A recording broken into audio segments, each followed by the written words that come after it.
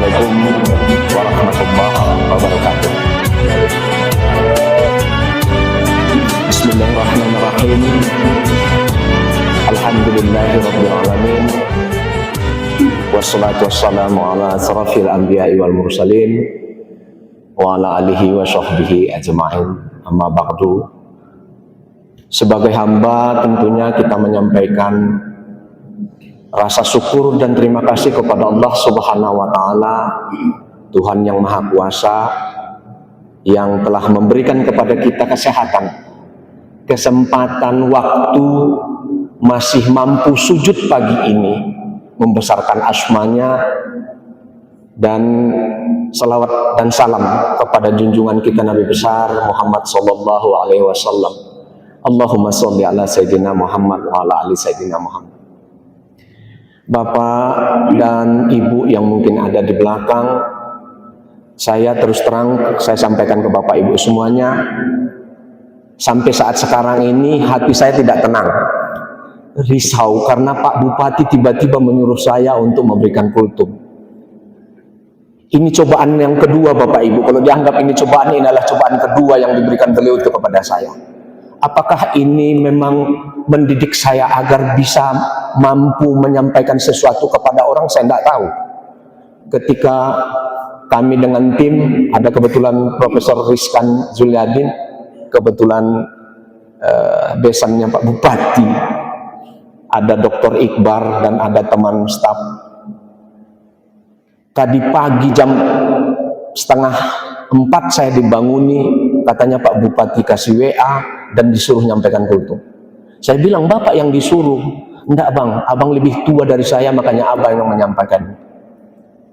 Begitu saya sampai, Bapak Ibu semuanya, Pak Bupati azan, saya hampir meneteskan air mata. Kenapa? Karena saya tidak mampu seperti apa yang dilakukan oleh beliau itu. Bapak Ibu semuanya, pernah kita enggak, ada risalah yang pernah saya dengar, bahwa ketika Rasulullah Isra wal Mi'raj dan ketika melewati surga, dia dengar suara telapak kaki. Rasulullah bertanya kepada malaikat Jibril, ya Jibril, itu suara apa? Itu suara langkah. Langkah siapa? Langkah orang yang selalu berseru bangun di pagi hari. Dia selalu azan. Dia selalu azan memanggil orang untuk berbuat baik.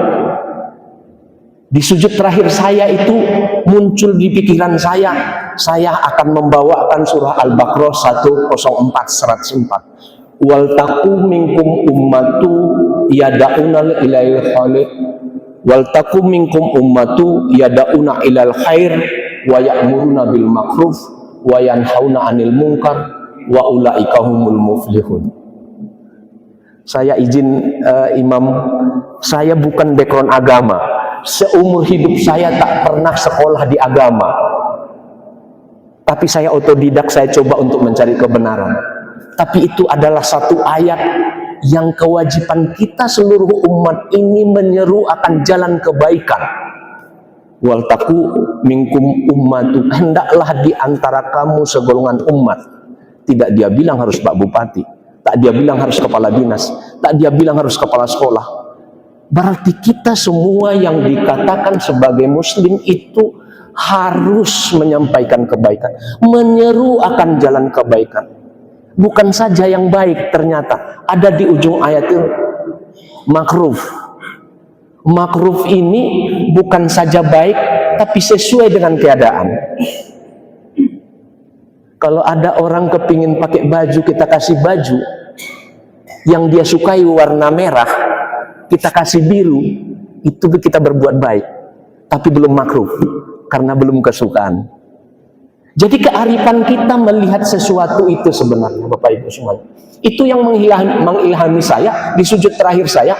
Pak Bupati aja menyuruh kebaikan, kenapa saya enggak gitu loh? Kenapa enggak? Sekecil apapun yang saya sampaikan Bapak Ibu semuanya, mudah-mudahan ini menjadi catatan.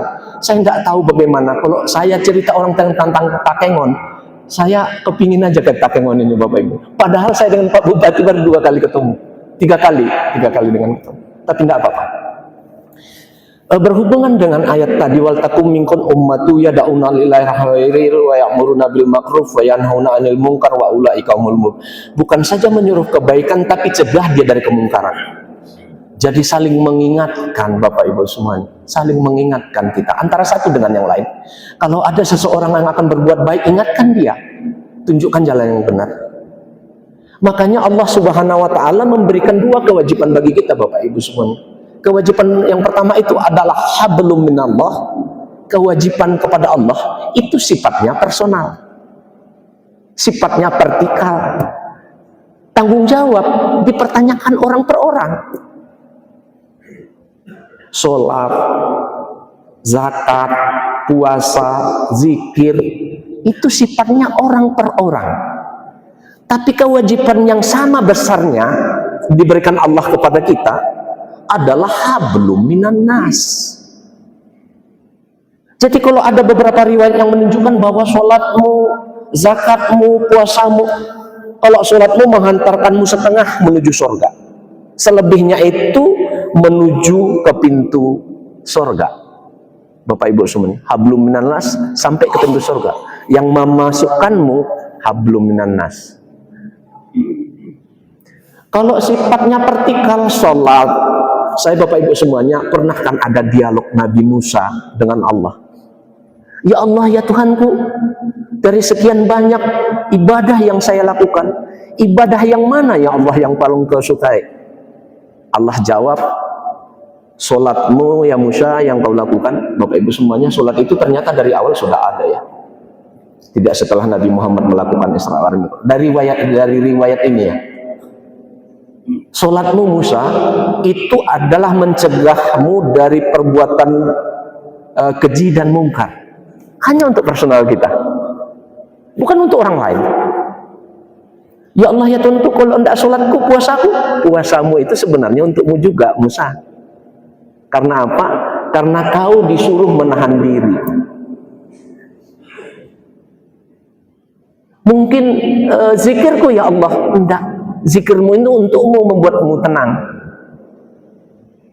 Tapi mana ya Allah amal ibadahmu yang kira-kira engkau masih suka dan paling kau sukai dari semuanya? Apa Allah bilang? Memberi. Makna memberi Bapak Ibu semuanya itu adalah hablum minan nas. Berikanlah. Bukan selalu dalam bentuk uang, dalam bentuk benda. Memberikan ketenangan. Ketika Pak Bupati mungkin membangun sesuatu dan orang mendapatkan fasilitas itu, dan kita berbesar hati secara akhirati, duniawi mungkin karena kewajiban beliau itu, tapi beliau itu sudah memberikan kebaikan kepada kita. Subhanallah. Makanya aku kadang-kadang cemburu karena saya tidak punya kesempatan untuk melakukan hal yang sama. Tapi Bapak Ibu semuanya, memberi itu kan bisa kita lakukan. Jadi kembali ke persoalan Nabi Musa tadi itu, tidak ada satupun yang rupanya membesarkan hati Allah Subhanahu wa taala yang hubungannya vertikal. Ada satu riwayat yang saya baca, kalau kau mau melihat Allah senyum, nah ini agak susah ini. Bisakah kita membuat senyum Allah? Ternyata dari riwayat itu bisa. Caranya, berilah kemudahan kepada orang lain dalam bentuk apa saja pun. Kalau dia lagi lapar, kasih dia makan. Kalau dia butuh pakaian, kasih dia pakaian. Kalau butuh dia santunan dalam bentuk uang. Apalagi kedengarannya saya selentingan Pak Bupati ini mendorong untuk kita lebih maju. Anak-anak SD, anak-anak SMP itu semua didorong oleh beliau. Saya Bapak Ibu semuanya, umur saya sekarang 56 tahun, saya belum pernah lihat Bupati azan. Saya tidak membesar-besarkan beliau itu, mudah-mudahan saya tidak berdosa dan beliau tidak berdosa. Karena memuji itu adalah salah, Bapak Ibu semuanya. Jadi persoalan tadi itu, hablum minallah itu vertikal sifatnya, dan hablum minan nas itu horizontal. Antara kita dengan kita. Makanya manusia itu dengan cinta kasih, manusia dengan apa keindahan dan sebagainya, itu menunjukkan bahwa manusia itu adalah makhluk sosial. Dalam proses makhluk sosial itu kita harus berinteraksi. Dalam proses interaksi itulah sebenarnya Bapak Ibu semuanya ada amalan itu. ada amal di dalamnya. Ketika ada minta tolonglah aku bantu, kita bantu. Ada yang kemalangan kita datangi, kita besarkan hatinya. Itu adalah bagian hablum minan nas, Bapak Ibu semuanya. Jadi dialog yang disampaikan oleh Nabi Musa tadi dengan Allah itu, kalau kau mau melihat Allah itu senyum kepadamu, maka memberilah kepada seseorang. Berilah dia. Tapi tentu dengan pemberian itu adalah disertai dengan keridoan.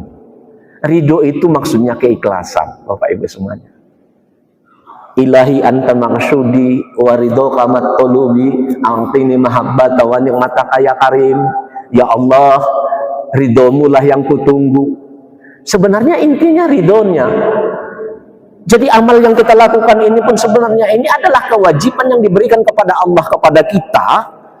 Tanpa ridhonya nggak ada juga, Bapak Ibu semuanya. Jadi kalau ada di risalah menunjukkan bahwa ada orang yang membantu anjing kejepit tiba-tiba masuk surga, di situ titik ridhonya sebenarnya. Ada PSK, Bapak Ibu semua mohon maaf, yang tiba-tiba ada kata, ada riwayat masuk surga, itu keridoannya.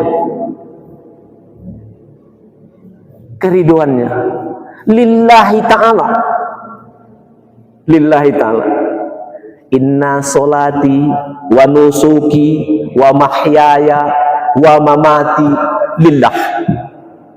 Nggak ada sesuatu yang kita kerjakan itu tanpa lillahi ta'ala. Saya pikir Bapak Ibu semuanya mohon maaf kalau umpamanya ada hal-hal tertentu yang tidak pada tempatnya. Kalau umpamanya cerita ini tentang pertanyaan Bapak Ibu semuanya tidak seberat beban saya ini sebenarnya. Tapi saya yakin hari ini juga saya diuji. Apakah saya mampu atau tidak memberi kepada orang lain. Jadi kalau istilahnya kalau di pertanian saya minta khawatir sampai Bapak Ibu semuanya tentang azan ini, saya pernah meneliti Bapak Ibu semuanya. Tanaman itu jauh lebih subur kalau kita perdengarkan azan 5 kali. Mahasiswa saya suruh untuk penelitian itu Bapak Ibu semuanya. Ternyata kalau kita lebihkan 6 kali, dia tidak bagus lagi. Tapi kalau kita perdengarkan dia azan 5 kali, luar biasa pertumbuhannya.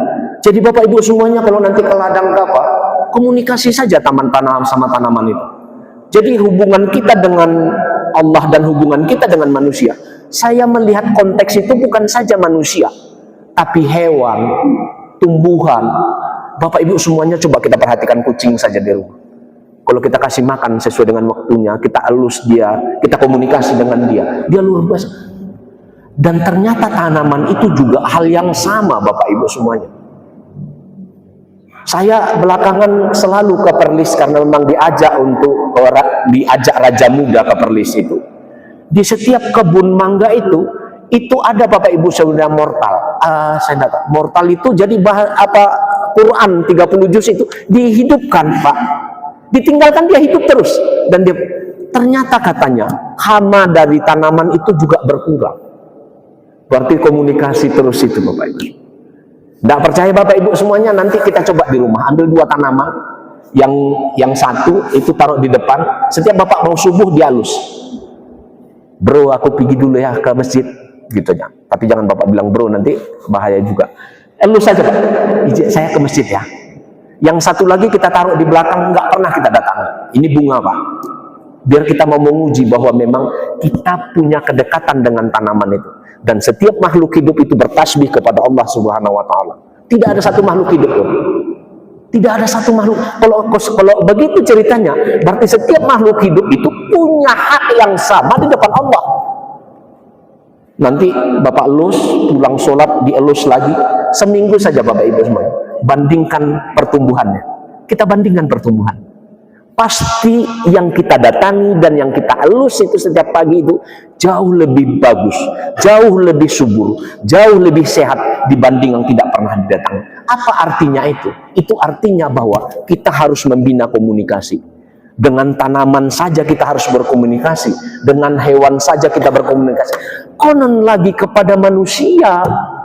Maka Rasul itu melarang kita tidak boleh kita tidak komunikasi lebih dari 3 hari. Saya tidak tahu Ustaz, apakah salah yang saya sampaikan. Saya pikir itu Bapak Ibu semuanya itu yang bisa saya sampaikan. Mudah-mudahan apa yang saya sampaikan memberikan penerangan kepada kita. Mohon izin Pak Bupati kalau itu ada salah. Wabillahi taufiq wal hidayah. Wassalamualaikum warahmatullahi wabarakatuh.